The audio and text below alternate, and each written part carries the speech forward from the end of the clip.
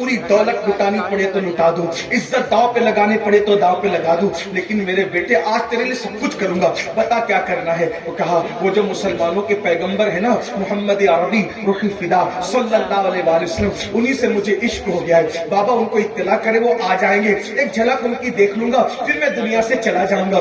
جانتے ہو مسلمانوں, ایک ننھا سا بچہ عشق کر بیٹھا, اسے عشق ہو گیا, اللہ اکبر. اور اس کا باپ پرواہ کیے بغیر مسجد نبوی پہنچا. پہنچنے کے بعد آقا سے ملاقات ہوئی, کہا میرا بیٹا آپ کا عاشق ہے اور میں نے اس کو روک دیا تھا, اب وہ مرنے کے قریب ہے, آخری میں ایک جھلک آپ کو دیکھنا چاہتا ہے, کیا آپ آئیں گے؟ اسی وقت حضور اٹھ کر کھڑے ہوئے, صحابہ سے کہا چلو چل کے اس سے ملاقات کرتے ہیں. اس یہودی کے گھر اللہ کے رسول تشریف لاتے ہیں. دیکھو اگر حدیث کا اشارۃ النص دیکھیں تو اس سے کیا یہ اشارہ نہیں ملتا, عاشق جب دنیا سے جانے لگتا ہے تو اگر وہ چاہے تو پھر سرحانے تشریف لا کر بیٹھ جاتے ہیں. عاشق کا مقدر اتنا خوبصورت ہے کہ وہ جاتا ہے تو حضور آتے ہیں. ہائے ہائے سرے والی انہیں رحمت کی ادا لائی ہے, حال بگڑا ہے تو بیمار کی بن آئی ہے. کیسے کریم آقا ہے, اللہ اکبر. آئے اور آ کر اس کے سرحانے بیٹھ گئے, اس کی پیشانی پہ ہاتھ رکھا اور ہاتھ رکھ کے پوچھا کیسے ہو. وہ پھوٹ پھوٹ کے رونے لگا, رو رہا تھا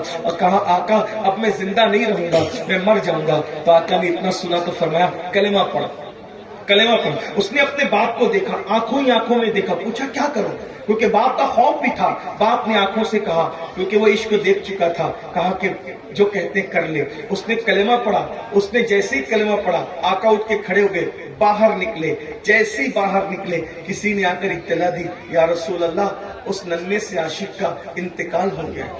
حضور اس کا انتقال ہو گیا, اس کو نہ نماز کا موقع ملا, نہ روزے کا موقع ملا, نہ حج کا, کچھ نہیں. ادھر کلمہ پڑھا حضور کو دیکھتے ہوئے صلی اللہ علیہ وآلہ وسلم, اور ادھر اس کا انتقال ہو گیا. آقا نے فرمایا جاؤ اس کے باپ سے پوچھو کیا کرنا ہے.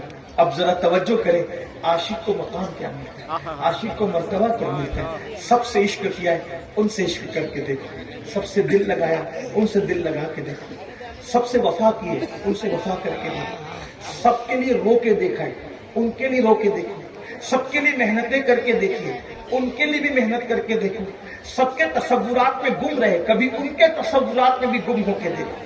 کبھی ان کے بن کر تو دیکھو, ایک بار کوشش تو کرو, کاوش تو کرو. اللہ اکبر. ہوا کیا جب کہا کہ حضور اس کا انتقال ہو گیا, فرمایا جاؤ اس کے باپ سے پوچھو کیا کرنا ہے. اس کے باپ نے کہا یہودی مذہب رکھتے ہیں ہم لوگ, یہ لاش اٹھاؤ لے جاؤ, تم کو جو کرنا اپنے حساب سے کرو. صحابی لاش اٹھا کر کے لائے, یا رسول اللہ اس کے باپ نے لاش دے دی اور کہا جو چاہو کرو, ہم کیا کر سکتے ہیں. آقا نے فرمایا اس کی میت ہم اٹھائیں گے, اس کو غسل ہمارے یہاں دیا جائے گا, کفن ہم پہنائیں گے, مگر یا رسول اللہ جنازہ کسی نہ کسی کے گھر سے اٹھنا ہے, یہ جنازہ کہاں لے جائیں, کس کے گھر سے اٹھائیں. تو آقا نے فرمایا کس کے گھر سے, اس کا جنازہ میرے گھر سے اٹھے گا. اس ننھے عاشق کا جنازہ میرے گھر سے اٹھے گا. مقدر تو دیکھو, عشق کیا بلندی عطا کرتا ہے. خانقاہ بخاریہ سے اگر کسی کی بارات نکلتی ہے تو لوگ کہتے ہیں کتنا خوش نصیب ہے کہ خانقاہ سے بارات نکلی, جس کے گھر کا دربار جبریل آدم ہے, اس چوکھٹ سے اس ننھے سے عاشق کا جنازہ اٹھ رہا ہے. آقا نے فرمایا اس کا جنازہ میرے گھر سے اٹھے گا. اور پھر اس کے بعد صحابہ کہتے ہیں جب آقا چلے ہیں جنازے میں تو پیر نہیں رکھتے تھے بلکہ انگلیاں رکھ کر چلتے تھے. صحابہ نے کہا یا رسول اللہ آپ پیر نہیں رکھتے, انگلیاں رکھ کے چلتے ہیں. فرمایا ہے میرے صحابہ آج آسمان کے اتنے فرشتے اس عاشق کے جنازے میں شریک ہوئے ہیں کہ مدینے کی زمین تنگ ہو گئی ہے, پیر رکھنا مشکل ہوتا ہے. جو میں دیکھتا